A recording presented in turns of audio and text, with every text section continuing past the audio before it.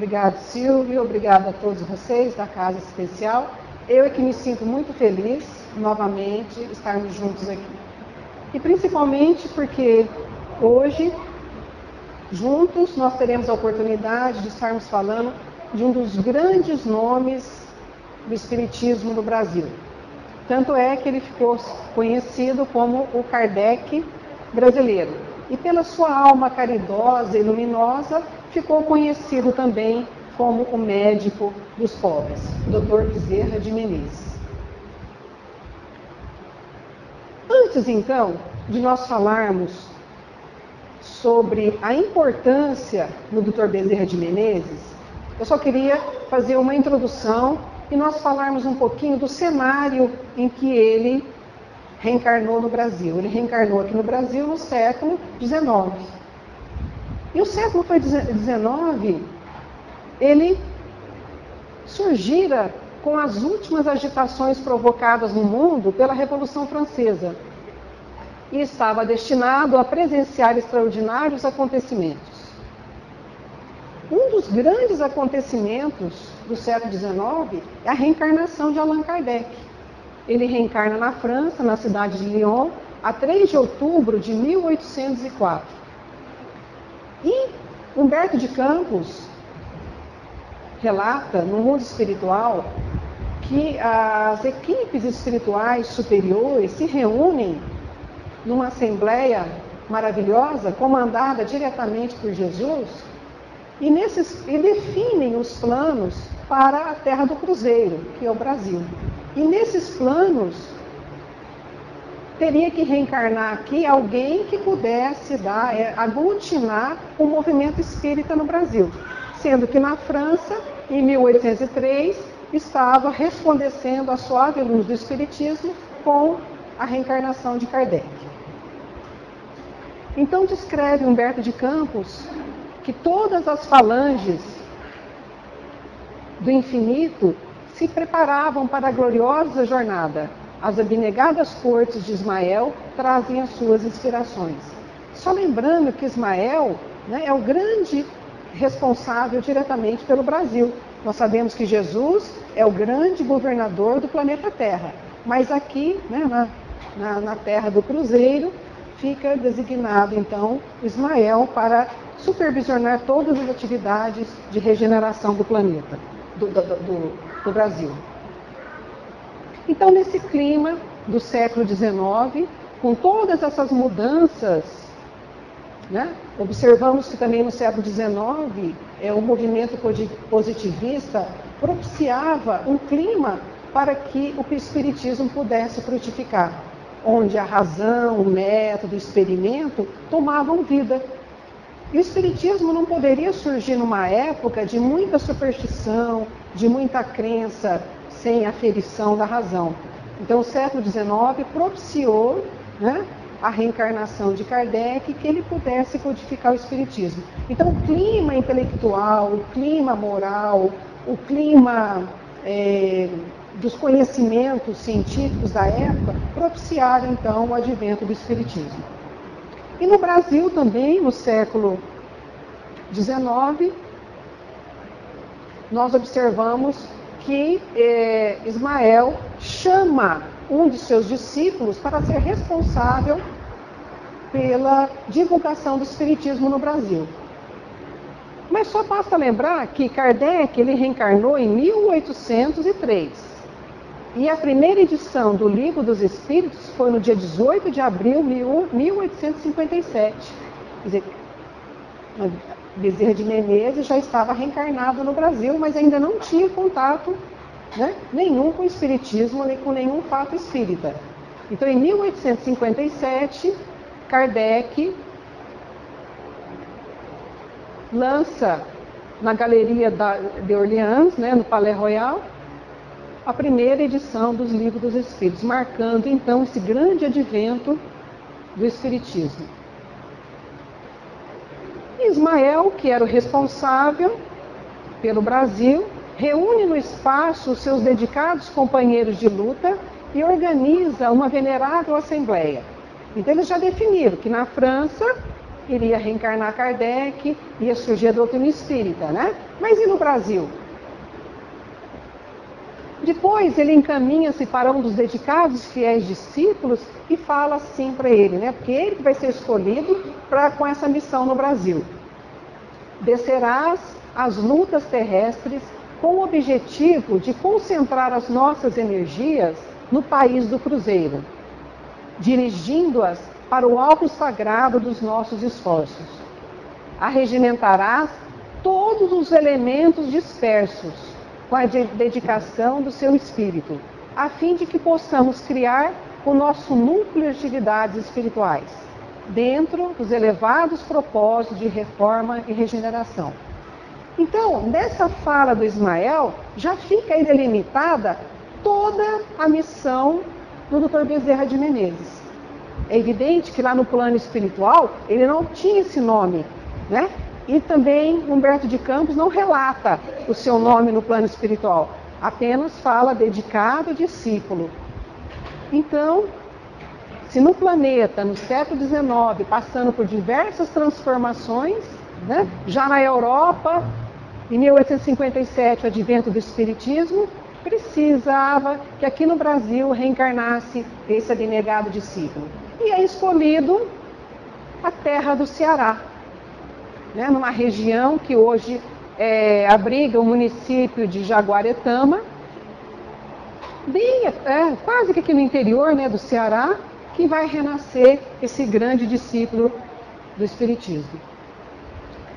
Então, é evidente que se nós formos fazer um estudo sobre Bezerra de Menezes, são tantos fatos a serem contados, é tanta história, né? Foram 69 anos de vida, mas eu quero trazer para vocês apenas uns detalhes mais importantes. Então, esse primeiro detalhe, que ele reencarna no século XIX, nesse cenário específico, né? Com essas modificações culturais, intelectuais e morais que propiciaram o advento.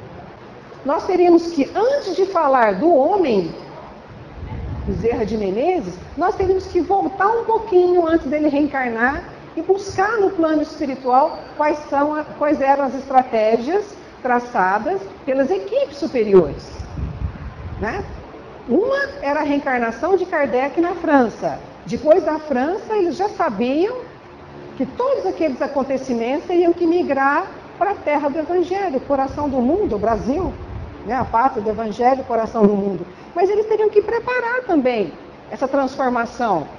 Teria que reencarnar um homem com semelhanças de cultura, semelhança de integridade, a de Kardec, né? Assim como Kardec era um homem íntegro, inteligente, culto, foi a pessoa ideal para a codificação do Espiritismo na França, nós precisávamos de alguém com semelhantes virtudes para reencarnar no Brasil e a mesma missão, aglutinar, unir o movimento espírita, fazer com que o movimento espírita florescesse no Brasil.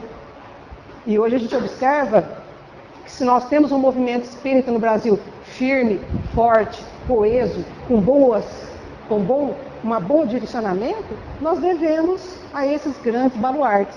Um deles, o Dr. Bezerra de Menezes.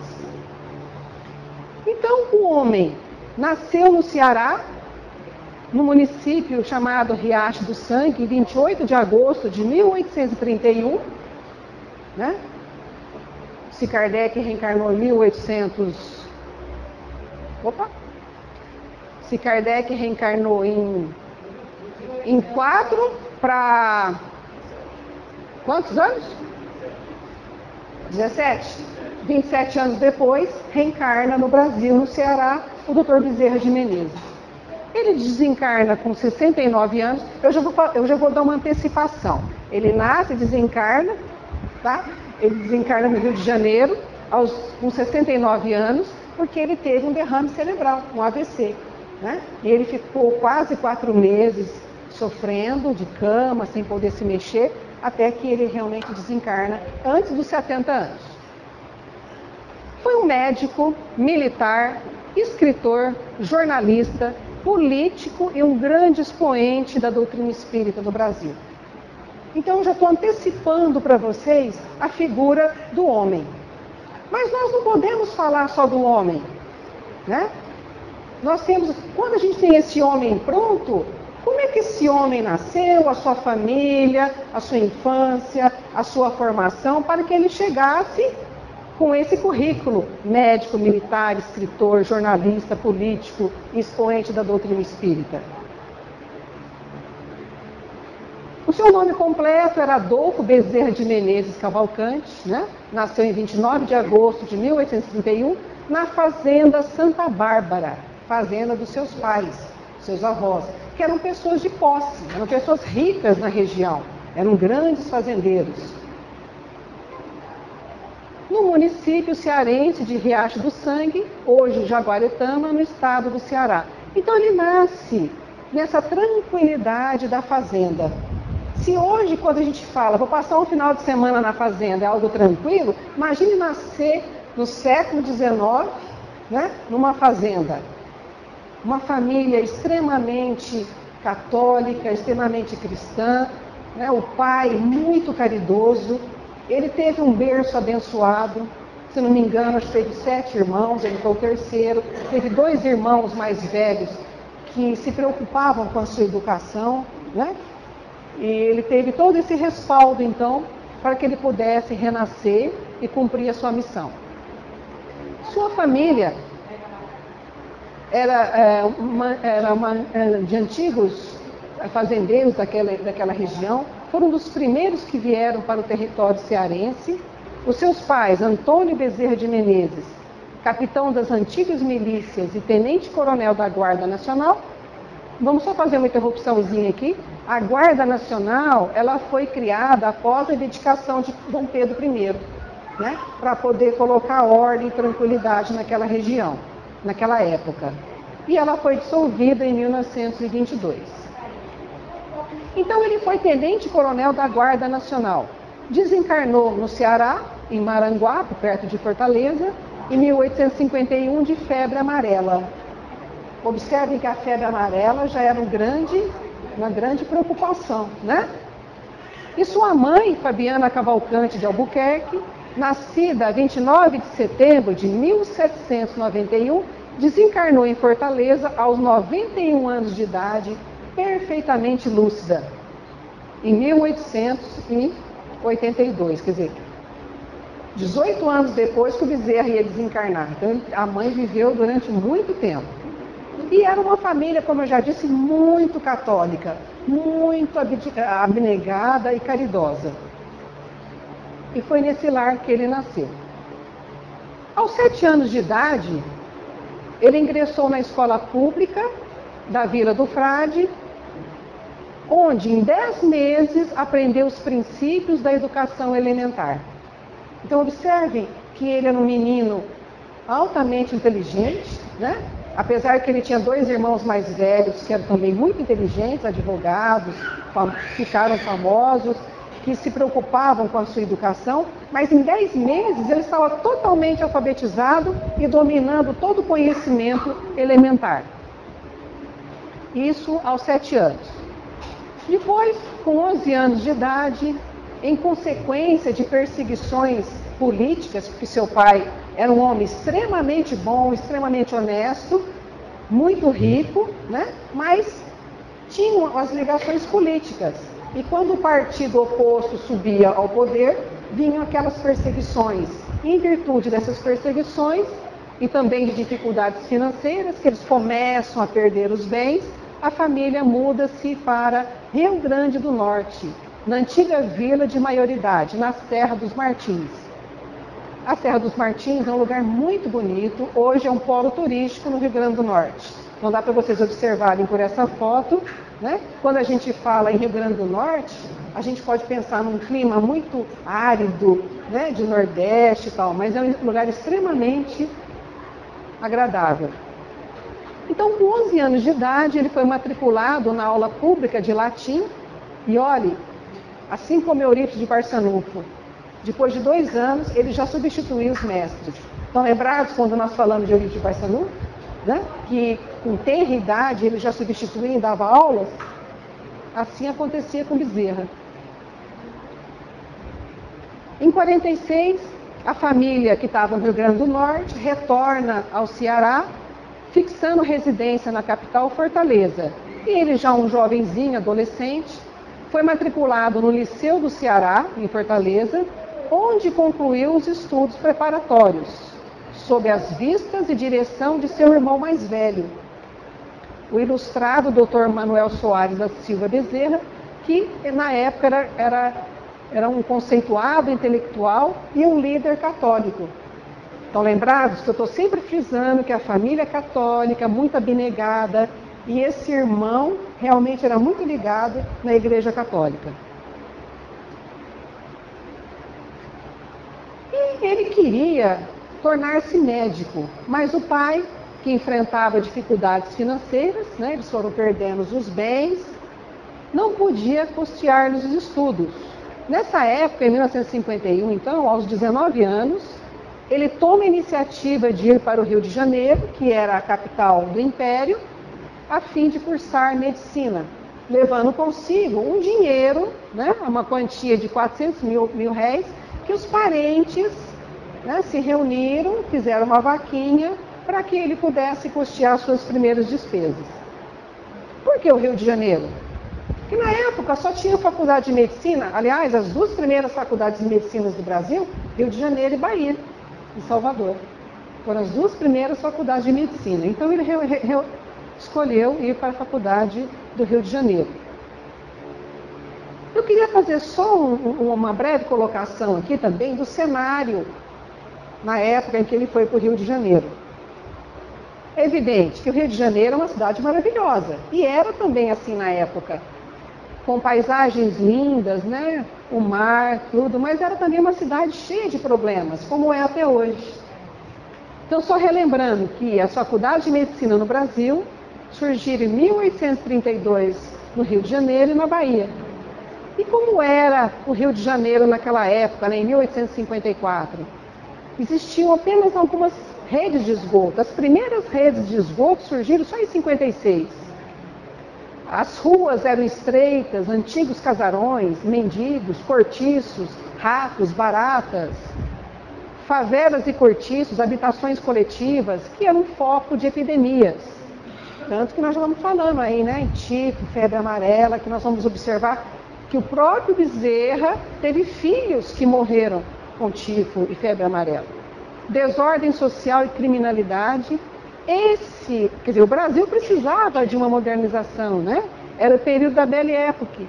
Então, precisava de uma atuação muito firme dos políticos. E Bezerra chega para estudar, para fazer medicina, nesse cenário. Ele enxergava isso, toda essa beleza e, ao mesmo tempo, toda essa pobreza. Ele ingressou em 1852 como praticante interno do Hospital da Santa Casa de Misericórdia do Rio. Para poder estudar, ele dava aulas de filosofia e matemática. Ele ingressa no curso de medicina em 1851, mas no ano seguinte ele já ingressa como praticante interno. Ele ficava lá praticamente o dia todo e à noite, como a família não tinha muitas posses, né, ele dava aulas particulares para poder receber um dinheiro e custear a faculdade e a sua manutenção no Rio de Janeiro. Ele formou-se em 1856, né, doutorou-se em 1856 pela Faculdade do Rio de Janeiro. Em 57, ele ingressa como membro titular da Academia Imperial de Medicina, defendendo alguma tese, né, algumas considerações sobre o cancro encarado pelo lado do seu tratamento. E nesse mesmo ano ele passou a colaborar na Revista da Sociedade Físico-Química. Dá para perceber o quê?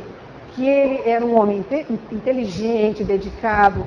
Durante os 6 anos de faculdade ele foi considerado um dos melhores alunos. Isso porque ele ainda dava aula particular. Ingressou como residente já no 2º ano da Faculdade de Medicina, né? O doutorado.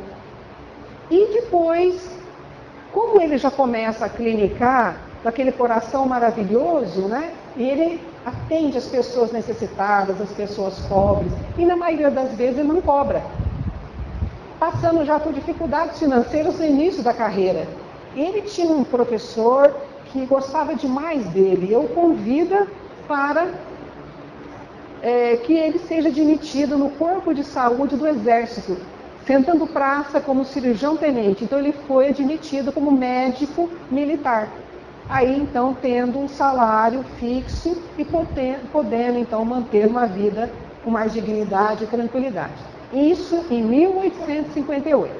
Eu procurei fazer aqui para vocês uma apresentação quase que cronológica, tá? Então, em 58, ele já médico militar, ele casa-se, né? Já está com a situação estável. Ele casa com uma moça de quase 15 anos, chamada Maria Cândida de Lacerda. Só que aqui, esse primeiro casamento, né, envolve uma tragédia, porque 4 anos depois ela vem a falecer com 19 anos de idade, deixando-lhe 2 filhos pequenos, né, um de 3 anos e o outro de 1 ano, o Adolfo e o Antônio. Deixa 2 meninos. Isso ele fica viúvo em 1863. Bom, então em 58 ele casa, em 59 ele passa a atuar como redator dos Anais Brasileiros de Medicina. Tudo isso eu estou colocando para vocês para mostrar como ele era um homem atuante, a nível intelectual, a nível da caridade, como médico, como pesquisador, né? Viu-se em pouco tempo rodeado de numerosa clientela, mas os colegas da época não lhe invejavam o sucesso, pois tudo era gente pobre, né? E Bezerra nunca pediu dinheiro a pessoa alguma.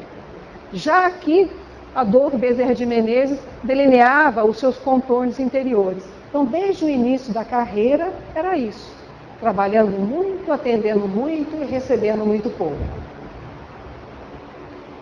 Nesse sobrado, nós temos aqui na Rua da Constituição, número 45, no Rio de Janeiro, onde ele atendia as pessoas no centro da cidade. E do lado, a farmácia, que muitas vezes o dinheiro que ele recebia da consulta, ele dava para a pessoa ir na farmácia e comprar o remédio. Bezerra de Menezes tinha a função de médico no mais elevado conceito. Então, o que era ser médico para Bezerra de Menezes? Ele mesmo fala, né? Gostaríamos de ler o que ele diz. Um médico não tem direito de terminar uma refeição, nem de perguntar se é longe ou perto, quando um aflito qualquer lhe bate à porta. O que não acode por estar com visitas, por ter trabalhado muito e achar-se fatigado, ou por ser alta hora da noite, mau caminho ou tempo, ficar longe ou no morro, o que sobretudo pede um carro a quem não tem com que pagar a receita, ou diz a quem lhe chora à porta que procure outro. Esse não é médico, é negociante da medicina, que trabalha para recolher capital e juros dos gastos de formatura. Esse é um desgraçado que manda para outro o anjo da caridade que lhe veio fazer uma visita. E lhe trazia a única espórtula que podia saciar a sede de riqueza de seu espírito, a única que jamais se perderá nos vai-vens da vida. Ele era um homem culto, ele fala difícil, né? O que ele quis dizer? Que a medicina era um sacerdócio. Não importasse a hora da noite, se ele estava jantando, se ele estava cansado, se estava chovendo, se era muito longe, se era no centro, se era no morro. O importante era atender a pessoa nas suas necessidades. Isso, então, nós começamos a falar da carreira na medicina, como ele estava na carreira da medicina. Só que aí, muitos amigos, né, como ele já começa a adquirir fama entre a população mais carente, todo mundo começa a conhecer e falar do Dr. Bezerra de Menezes, nossa, é um homem bom, é um homem caridoso. E aí vem aqueles amigos, aquele grupo, vamos entrar na política. Né? Você vai receber muitos votos, porque você é uma pessoa muito conhecida, você é uma pessoa muito querida, né? Então, já em franca atividade médica, Bezerra de Menezes demonstrava o grande coração que iria semear. até o fim do século, sobretudo entre os menos favorecidos da fortuna. O carinho, a dedicação e o alto valor profissional. E é nesse clima que foi justamente a respeito e o reconhecimento de numerosos amigos que o levaram à política, que ele, em mensagem ao deputado Freitas Nobre, seu conterrâneo e admirador, definiu a política como sendo a ciência de criar o bem de todos. Então ele tinha a verdadeira noção do que era ser político. Não é um político, né, que promete, depois assume e esquece de quem o elegeu. Ele achava que a política era uma arte, era um instrumento, uma ciência de criar o bem de todos. Então é com esse espírito de caridade, de ver o bem daquelas pessoas que moravam nos morros, naquelas favelas, sem saneamento básico, com muitas doenças e epidemias, ele se solidariza com o sofrimento dessas pessoas e fala, não, eu vou ser político para melhorar a vida delas. Então é com esse espírito que ele aceita e elege-se vereador para a Câmara Municipal do Rio de Janeiro em 1960 pelo Partido Liberal. Ele vence de uma maneira estrondosa. E aí, os inimigos, porque toda pessoa boa tem inimigos. Vocês já perceberam isso? Todas as pessoas boas são caluniadas. Allan Kardec foi perseguido e caluniado. Francisco Cândido Xavier, quanto que foi perseguido e caluniado? Né? E ele não poderia ser diferente. Quando tentaram impugnar sua candidatura, alegando que ele era médico militar, que ele não poderia assumir a função de vereador, ele pede demissão do Corpo de Saúde do Exército e desenvolve na Câmara Municipal um excelente trabalho em favor do município neutro e na defesa dos humildes e necessitados. Lembrem que ele ficou viúvo em 1863, então 2 anos depois, ele contrai núpcias pela segunda vez, com a sua cunhada, que era meia-irmã de sua primeira esposa, Cândida Augusta de Lacerda Machado, conhecida como Dodoca, que era irmã da sua primeira esposa por parte de mãe, com quem teve 10 filhos. Alguns biógrafos falam que ele teve 5, alguns falam que ele teve 7, mas pelo que eu pude pesquisar, eu acho que o mais coerente, mais próximo da realidade, que ele teve 10 filhos com a segunda esposa, com os 2 da primeira, 12 filhos. E, novamente, o sucesso na vida política. Ele foi reeleito vereador, né, com simpatia geral para o período de 64 a 68. Em 67, essa carreira política desenvolvendo, apesar das perseguições, né, de pessoas de dentro do próprio partido, que era o Partido Liberal, ele foi perseguido pelos próprios companheiros, ele é eleito deputado-geral, que é um correspondente ao que nós temos hoje como deputado federal pelo Rio de Janeiro. Mas, 1 ano depois, a Câmara dos Deputados é dissolvida e sobe ao poder o Partido Conservador, que Bezerra era do Partido dos Liberais, Partido Liberal, né? Então é dissolvida a Câmara e sobe ao poder o partido oposto. E aí o que faz? Bezerra de Menezes se afasta um período da política e ele vai trabalhar com outras coisas que beneficiassem a cidade. Então é nesse momento que nós estamos vendo uma outra faceta do Bezerra. Vimos a faceta, a formação como médico, a formação como político e agora uma outra faceta, como empresário. Dentre os vários empreendimentos, né, que ele participou, vamos citar apenas um que eu achei que foi de maior relevância. Em 69, criou a Companhia de Estrada de Ferro de Macaé a Campos, que veio proporcionar-lhe pequena fortuna, mas que, por sua vez, foi também sorvedouro dos seus bens, deixando completamente arruinado. Porque ele era, politicamente, ele era muito perseguido. Ele era um homem honesto. Então, se não dava certa propina, como é que liberavam certas, né, licenças? Então, em virtude dessa perseguição política, em virtude da sua honestidade, da sua probidade, ele acabou arruinado, né? Como essa face de empresário, então, infelizmente, veio sorver todos os seus bens. E depois ele volta, né? Em 73, após 4 anos afastado da política, ele retoma as suas atividades novamente como vereador. Então ele ficou aquele período afastado, 4 anos, é eleito novamente como vereador. Em 78, cai no Partido Conservador, volta ao poder o Partido Liberal, e ele é eleito novamente à Câmara dos Deputados. Cargo que exerceu até 1885, onde ele finalizou as suas atividades políticas. Mas ele exerceu atividades empresariais, exerceu atividades políticas, mas ele nunca deixou de ser aquele médico caridoso que atendia a todos a qualquer hora do dia e da noite. E eu achei interessante, eu achei muito bonita essa tela. Essa tela foi oferecida a ele, né, pela comunidade portuguesa, em virtude da sua admiração que essa comunidade tinha por ele, e essa tela está exposta na Câmara Municipal do Rio de Janeiro, né, e retrata a época em que ele presidiu a Câmara.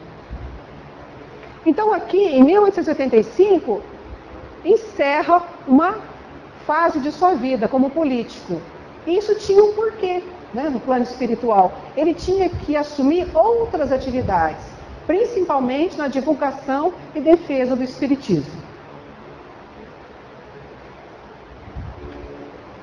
Ele não parou as atividades políticas em 1885?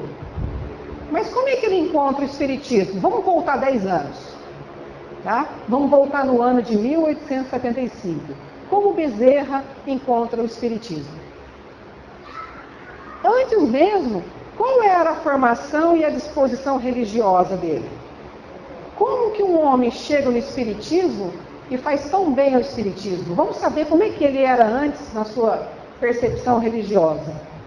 Ele mesmo relata isso no dia 15 de outubro de 1892, quando ele escreve para a revista O Reformador.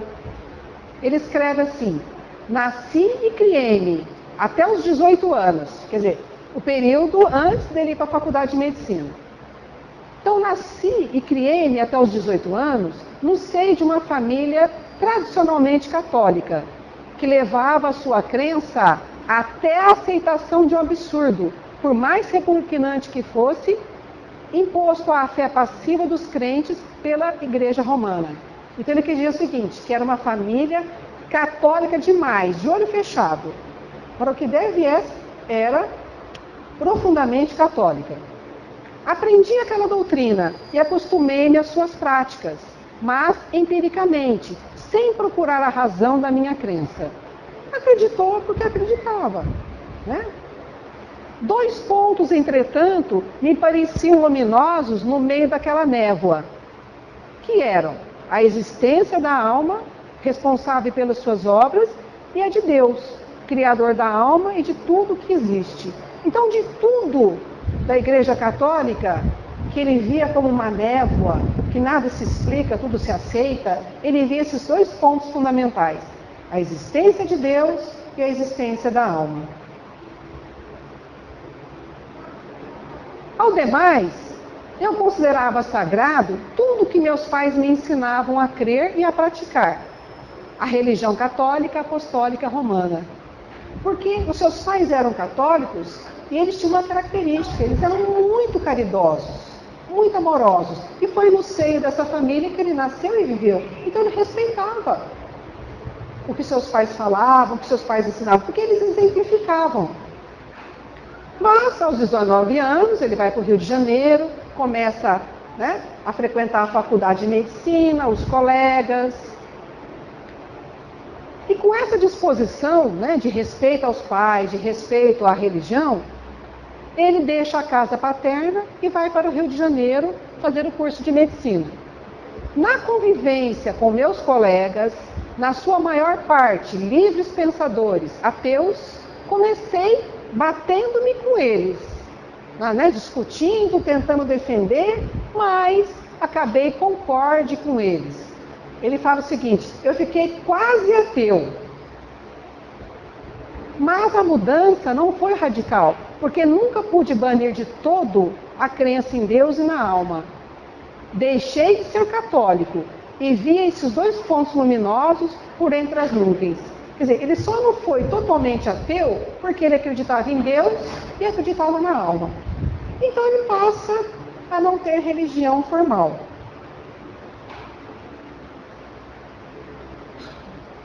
Ele casou-se, né, com a primeira esposa, que era uma moça católica, que amava de coração e sempre respeitou as suas crenças. Sempre respeitou as crenças da família, porque a família toda era católica. Depois de 4 anos, subitamente perde sua esposa, que o deixa com 2 filhinhos. Ele relata que esse fato deixou-o prostrado, abalado física e moralmente. E nesse estado de desconsolo e desânimo, recebe de um companheiro de consultório um exemplar da Bíblia com estampas finíssimas. Era um livro ilustrado. E ele começa a folhear o livro na intenção de ver as figuras, de ver as estampas, sem a intenção de ler. Porque ele não tinha ânimo para ler, não tinha ânimo para escrever. Ele que era um homem que publicava nas revistas científicas, ele era jornalista, ele fica sem ânimo para escrever, sem ânimo para ler. Como ele era um homem muito letrado, muito inteligente, né, ele sentia vergonha de nunca ter lido a Bíblia. Então o que ele faz? Ele começa a leitura, que acaba por entretê-lo, ao ponto de perder a condução para ir para casa, de tão, né, profundamente ligado que ele ficou na leitura. Ele relata: li toda a Bíblia, e quanto mais lia, mais vontade tinha de continuar, fruindo doce consolação com aquela leitura, lembrando que o seu estado de espírito era de profunda tristeza pela morte da esposa. Quando acabei, eu sentia a necessidade de crer, não nessa crença imposta à fé, mas numa crença afirmada na razão e na consciência. Mas onde descobri-lhe a fonte? Onde estava essa crença?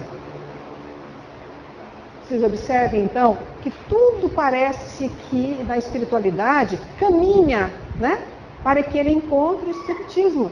E é nesse estado de espírito que ele tem contato com a doutrina espírita. Nessa necessidade de buscar uma crença que pudesse explicar de acordo com a razão. E aí, um médico amigo, o Dr. Joaquim Carlos Travassos, espírita, que estava no Brasil traduzindo as obras de Allan Kardec, isso já depois de 18 anos da primeira publicação dos livros dos Espíritos em 1857. As notícias do Espiritismo já tinham chegado no Brasil, mas o Dr. Bezerra nunca se interessou, nunca quis ler nada. Logo que apareceu a primeira tradução brasileira de O Livro dos Espíritos, em 1875, foi oferecido a Bezerra um exemplar da obra pelo tradutor, que era seu amigo, também médico, o Dr. Joaquim Carlos Travassos. Como ele era muito amigo, né, e muito cortês, muito educado, o Dr. Bezerra não ia falar assim: não, muito obrigado, eu não quero o livro. Ele aceitou o livro. Aceitou o livro por cortesia, por educação. Estava na cidade. Pegou o bonde para sua casa, que ficava no bairro da Tijuca, que era mais ou menos 1 hora de viagem de bonde. Ele entra no bonde, está com o livro ali. 1 hora de viagem, né? Lá ele fala: embarquei com o livro, e não tendo distração para a longa viagem, disse comigo: ora, não hei de ir para o inferno por ler isso. Foram palavras do próprio Bezerra de Menezes ao proceder à leitura da monumental obra. Então ele vai lendo e vai se inteirando e fala: gente, isso aqui é tudo que eu queria, é tudo que eu acredito. E com as suas próprias palavras ele fala: lia, mas não encontrava nada que fosse novo para o meu espírito. Entretanto, tudo aquilo era novo para mim. Ele não tinha lido nada sobre espiritismo, mas o que ele lia ali ia de encontro com o seu interior, com tudo aquilo que ele acreditava. Tamanha a sintonia, né, de informações. Eu já tinha lido e ouvido tudo que se acha em O Livro dos Espíritos. Então, o que estava escrito ali era para ele uma total identificação, mesmo não tendo contato com nenhuma obra espírita. Preocupei-me seriamente com esse fato, que me era maravilhoso, e a mim mesmo dizia: parece que eu era espírita inconsciente, ou, como se diz vulgarmente, parece que eu era espírita de nascença, parece que eu nasci espírita e não sabia, né? E ele fala: eis o que fui, em que crença vivi, até que me tornei espírita.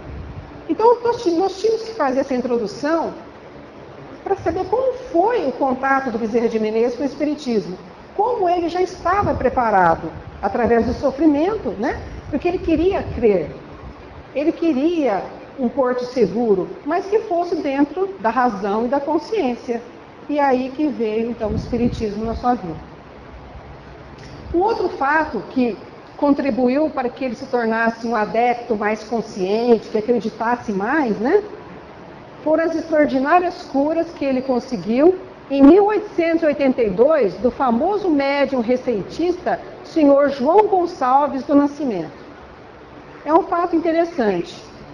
O Bezerra de Menezes, ele foi atacado por uma dispepsia, que é um problema no estômago, dor de estômago, enjoo, mal-estar. E ele ficou passando mal durante 5 anos. Já estava num estado assim desesperador, já estava bem debilitado. E ele já era espírita, assim, no sentido filosófico, ele, né, lia o espiritismo, não tinha contato com a parte experimental do espiritismo, com as reuniões mediúnicas, com as curas mediúnicas, ele não tinha esse contato ainda. E ele ouvia falar que tinha um médium receitista, que era muito bom, e todo mundo falando, né? Um seu amigo médico também falou. Ele falou assim: bom, eu vou tentar então, né? Aí ele nem acreditava e nem desacreditava, como ele disse, tentava um recurso desesperado. Mas ele confessa no íntimo que ele estava propenso a achar que aquele homem era um charlatão.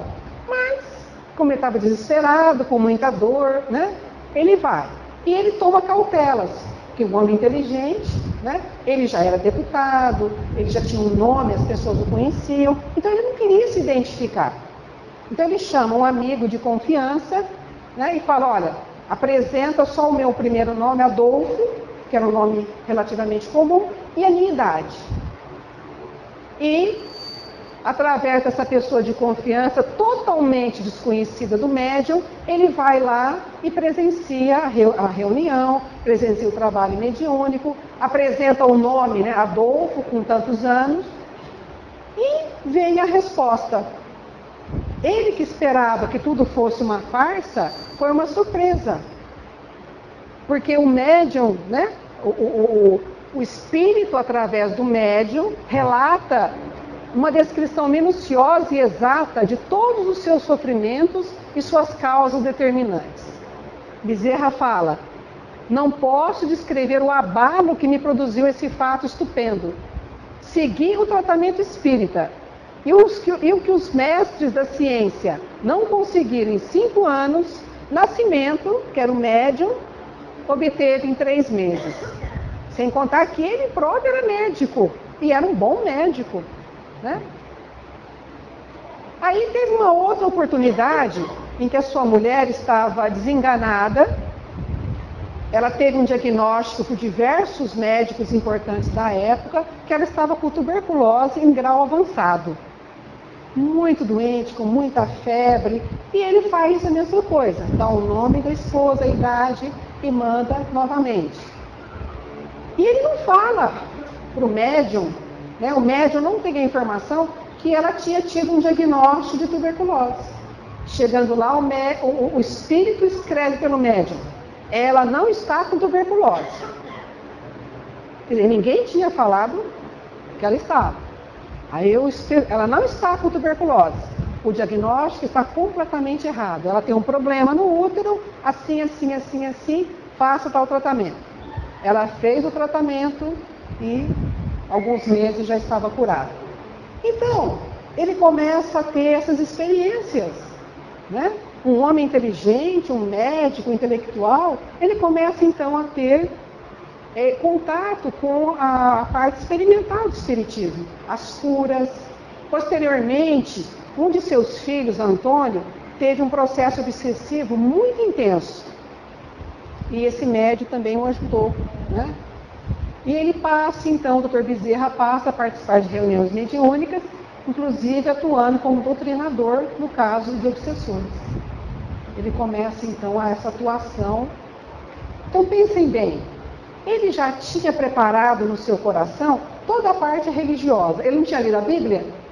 Ele não nasceu num lar cristão? Ele não teve exemplo dos pais com relação à caridade? Ele não vivia a caridade? Ele não se formou como médico? Ele não estava com a parte científica todinha consubstanciada? A parte filosófica? Né? Então a gente observa que a parte religiosa, científica e filosófica estavam completas do Dr. Bezerra de Menezes. Ele tinha todas as respostas para esses questionamentos. Foi o que ele fala: minha alma encontrou finalmente onde pousar. Os três lados do espiritismo estavam contemplados aqui, na sua vivência, na sua crença. E ele continua que, e para confirmar essa crença, né, essa sua fé na doutrina, basta citar esse fato. Ele escreve na revista Reformador: antes de ser espírita, só de pensar perder um filho fazia-me mentalmente blasfemar, punha-me como louco. Depois de espírita, tenho perdido 4 filhos adorados, e depois de criados, louvando e agradecendo ao Pai de amor, ter provado por aquele modo, quer dizer, perder uns filhos, a minha obediência aos seus sacrossantos decretos. Ele teve 12 filhos. Lembrem-se que com a primeira esposa, ele teve 2 meninos, o Adolfo e o Antônio. Ele perdeu o Adolfo na década mesmo de 1860, quer dizer, criança, antes dele se tornar espírita. Depois que ele se tornou espírita, ele relata aqui que perdeu 4. Mas na realidade, depois que ele escreveu isso, ele perdeu mais um. Então ele perdeu 6 filhos. Ele perdeu o Adolfo, criança. Nessa foto ele aparece com o Antônio e a Maria Cândida. O Antônio, filho do primeiro casamento, e a Maria Cândida foi a primeira filha do segundo casamento. O interessante é que os dois desencarnam no mesmo ano, com diferença de 4 meses. Um com 22 e um com 25 anos. Então ele perde os 2 filhos, né, a Maria Cândida com 22 e 25 anos, no mesmo ano. Ele perde em 1889 a sua filha Cristiana com 9, Carolina em 92 com 22 e a caçulinha com 3 anos. 2 anos dele próprio desencarnar, porque ele desencarna em 1900. Então um homem que fala isso, né? Que ele que não podia nem pensar em perder um filho, depois que ele se torna espírita perde 5, na totalidade perde 6, e ainda agradece a Deus por essa aprovação, né? Então aí nós temos o exemplo de confiança no Criador. E foi graças a esse exemplo de fé, de abnegação, que ele enfrentou tão dramáticas vicissitudes existenciais, né? Perdeu a esposa, a primeira esposa, e durante toda a sua vida perdeu 6 filhos, foi perseguido pelos próprios amigos dentro da política, perdeu toda a sua fortuna, quer dizer, em todas as áreas da sua vida, seja financeira, política, afetiva, familiar, ele teve muito sofrimento. E foi justamente esse exemplo que conseguiu tocar o coração dos seus familiares. A sua segunda companheira era espírita e médium. Seu filho Antônio, aquele que morreu com 25 anos de idade, né, ele era estudante de medicina. Ele passou por uma obsessão muito grave, um processo obsessivo, conseguiu sair desse processo obsessivo, mas ele falece, se não me engano, de tifo. O cunhado tornou-se baluarte da divulgação espírita, 2 sobrinhos foram também pessoas muito atuantes na Federação Espírita Brasileira. Então ele deixa, não somente para os espíritas, para o Brasil, mas principalmente para a sua família, um exemplo, né, de caridade, de abnegação e de obediência aos princípios cristãos. A gente fala que ele teve 12 filhos, porque lá nas pesquisas que nós encontramos, esses 6 que desencarnaram, quando ele faleceu no ano de 1900, há no registro do inventário que ele deixa mais 6 herdeiros. Se 6 estavam vivos, 6 faleceram, então provavelmente ele teve realmente os 12 filhos. Então, quando ele desencarna, ele deixa 6 filhos, a viúva, totalmente sem condições financeiras. Ele deixa a Ernestina, o Otávio, José Rodrigues, o Francisco da Cruz, de 16 anos, Hilda com 14 e Maria da Conceição com apenas 9 anos. Então ele deixa filhos ainda em situação de idade que precisava de cuidados, né?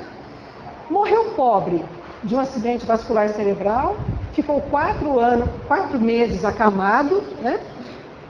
Embora o seu consultório sempre estivesse cheio de uma clientela que nenhum outro médico queria, porque eram pessoas pobres, sem dinheiro para pagar as consultas. E nesse momento, então, sua família desassistida, os amigos reuniram, constituíram uma comissão para angariar donativos, visando a possibilitar a manutenção da família. Então dizem que uma semana depois que ele desencarnou, né, eles já tinham angariado os fundos para comprar uma casa, uma pequena casa para a sua viúva. E essa comissão foi presidida pelo Dr. Quintino Bocaiúva, na época senador, né, e amigo de Bezerra. E qual foi a sua importância no movimento espírita? Mais que um adepto, Bezerra de Menezes, ele foi um defensor e um divulgador da doutrina espírita. Lembra lá no começo da aula em que eu falei para vocês que Ismael chamou e falou, olha, a sua missão vai ser essa, vai ser de unificar, né? De apaziguar, não foi lá no começo? E foi o que ele fez. Em 83, recrudescia de súbito um movimento contrário ao espiritismo. E naquele mesmo ano, foram lançados por Augusto Elias a revista O Reformador, que até hoje está em circulação. É considerada o periódico mais antigo do Brasil, em 1883. E ele, sempre que pôde, né, durante a sua vida, ele contribuiu escrevendo para o Reformador. No ano seguinte, foi criada a Federação Espírita Brasileira. Bezerra não quis inscrever-se entre os fundadores, embora fosse amigo de todos os diretores e, sobremaneira, admirado por eles. Então ele teve uma influência indireta. Ele não quis participar diretamente, mas ele já congregava amizade com todas aquelas pessoas. Então, a Federação Espírita Brasileira foi fundada no Rio de Janeiro em 1884. É uma sociedade civil, religiosa, educacional, cultural e filantrópica, com personalidade jurídica e que tem por objetivo o quê? A prática, o estudo, a difusão do espiritismo, dentre outros. E ele foi presidente da federação, né? Aconteceu um fato muito importante em agosto de 1886, quando ele estava com 51 anos de idade.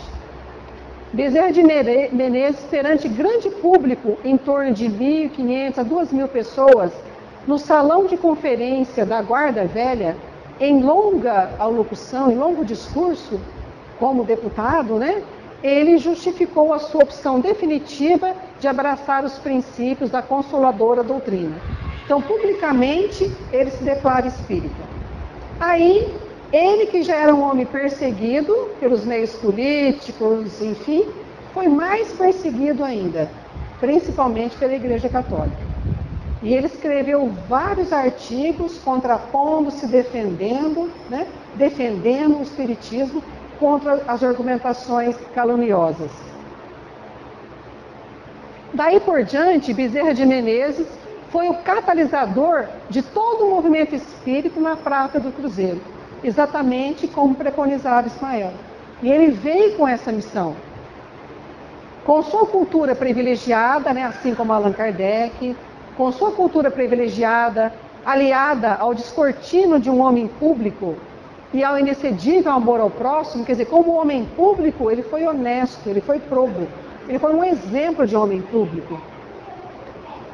O grande amor ao próximo conduziu o barco de nossa doutrina por sobre as águas atribuladas pelo iluminismo fato, pelo cientificismo presunçoso, que pretendia deslustrar o grande significado da codificação kardeciana. Porque dentro do próprio movimento espírita, tinha uns que falavam uma coisa, tinha uns que falavam outra coisa. Então estava havendo uma dissensão, uma separação, formando grupos, cada um com um norte. E foi preciso que ele assumisse a presidência da federação para poder unificar. Então ele foi presidente da FEB em 1889, nesse período, iniciou sistematicamente o estudo de O Livro dos Espíritos. Então nós temos que estudar. Se nós queremos ser espíritas, vamos estudar. Vamos unificar através do quê? Do conhecimento. Então vamos estudar semanalmente o Livro dos Espíritos. Então ele instituiu todas as sextas-feiras na reunião pública. E passa também a redigir o Reformador e exercendo também a tarefa de doutrinador dos espíritos obsessores. Novamente, ele foi reconduzido à presidência da Federação Espírita, não é porque ele queria, não. Até ele falava, não, já está bom a minha contribuição. Mas as pessoas falam, só o senhor para poder unificar. A coisa está ficando tão difícil, cada um quer para um lado, cada um quer puxar a sardinha para o seu lado, que nós precisamos de uma figura íntegra. Então foi reconduzido ao espinhoso cargo em 1895, olha lá, quando mais se agigantava a maré da discórdia e das radicalizações no meio espírita, permanecendo até 1900, quando ele desencarnou, aos 69 anos de idade. Nessa outra gestão, ele instituiu o estudo semanal de O Evangelho segundo o Espiritismo. Fundou a primeira livraria espírita no país e ocorreu a vinculação da instituição ao Grupo Ismael e assistência aos necessitados. Então, a casa espírita, para se firmar, para se apoiar, tem que estudar o Livro dos Espíritos, tem que estudar o Evangelho, pelo menos. É o nosso alicerce, a nossa segurança. E dentre muitas coisas que ele participou, nós vamos citar resumidamente que ele foi membro da Sociedade de Geografia de Lisboa, da Sociedade Auxiliadora da Indústria Nacional, da Sociedade Físico-Química, sócio e benfeitor da Sociedade Propagadora das Belas Artes, membro do Conselho do Liceu de Artes e presidente da Sociedade Beneficente Cearense. Escreveu em vários jornais, principalmente no País, que o País era considerado o jornal mais importante da época, de maior circulação da época. Redigiu Sentinela da Liberdade, os Anais Brasilienses de Medicina, colaborou na Reforma, na Revista da Sociedade Físico-Química e no Reformador. E ele utilizava os pseudônimos de Max e Frégio. Então ele teve uma atuação na imprensa muito firme. Ele sabia se posicionar defendendo os princípios espíritas. O dicionarista J.F. Velho Sobrinho alinha extensa bibliografia de Bezerra de Menezes, relacionando para mais de 40 obras escritas e publicadas, sem contar aquelas que foram recebidas por psicografia. São teses, romances, biografias, artigos, estudos, relatórios, etc., que vieram, né, clarificar e fortalecer o movimento espírita. Escreveu obras como A Doutrina Espírita como Filosofia Teogônica, A Loucura sob o Novo Prisma, porque ele tinha interesse nos doentes mentais. Porque seu próprio filho Antônio passou por um processo que foi classificado como doença mental, mas não era influência de obsessores. Os Carneiros de Panurjo, o Espiritismo, Estudos Filosóficos, Os Mortos que Vivem, Segredos da Natura, A Pérola Negra, enfim, vários livros. E ele é chamado, então, de o Kardec brasileiro por essa função de agregador, de aglutinador, de homem, né, que chamou a si essa responsabilidade de unificar o movimento espírita no Brasil. Pela atuação destacada no movimento espírita da capital brasileira, né, no último quartel do século XIX, Bezerra de Menezes foi considerado um modelo para muitos adeptos da doutrina. E ele é considerado ainda um modelo. Destacam-lhe a índole caridosa, a perseverança e a disposição amorosa para superar os desafios. E eu estava preparando essa aula na internet, ouvi algumas palestras de outros colegas, e numa delas, se não me engano, do Divaldo, ele explica que quando se completou 50 anos, se não me engano, da desencarnação de Bezerra, teve uma assembleia no plano espiritual, e ele é homenageado, né? E ele recebe uma carta direta de Maria. Diz que esse papel veio luminoso, né, da Mãe de Jesus, dizendo que ele poderia escolher o planeta, o plano espiritual que ele poderia habitar dali para frente. Ele poderia habitar um plano de luz, um plano superior. Aí ele pede que não, que ele gostaria de continuar trabalhando na Terra do Cruzeiro. E está até hoje. Ele comanda uma equipe de uma legião imensa de espíritos benfeitores que atuam não só no Brasil, mas em toda a América Latina. Então nós temos aí a figura amorosa do Dr. Bezerra, que teve oportunidade de alçar voos mais altos, mas preferiu ficar aqui assistindo e participando da evolução do Brasil. E é esse nosso recado para hoje.